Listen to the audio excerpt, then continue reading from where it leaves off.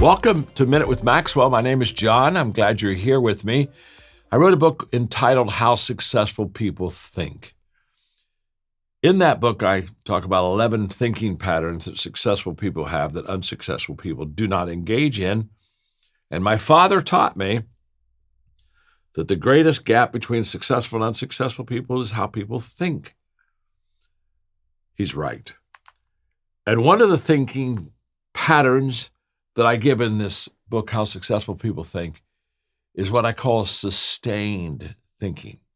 The ability to take a thought and stay with that thought longer than what most people do. Because when I have an immediate thought, it's never a great thought. It's just an immediate thought. But if I stay with it long enough, it has potential to mature and grow into a great thought. Let me just share with you an experiment that people have tried before, and that is, get a group of 10 people in a room and say, I want you to think about this for an hour. I'll come back, give me your thought on the idea, come back, and they've thought about it for an hour, and so they've made the thought better for sure. But then randomly, just pick 5 people to leave the room, and the 5 that are remaining just say, now give one more hour of thinking upon this idea.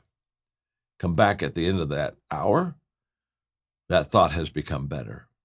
It became better not because the people in the room got smarter. It became better because the people in the room stayed with the thought long enough to think it better and to build it and to create something that they hadn't had time in that first hour. Here's what I know. Your first thought is not going to be a great thought, but if you sustain that first thought, stay with it long enough, it'll get better. Who knows? Someday it may even become great.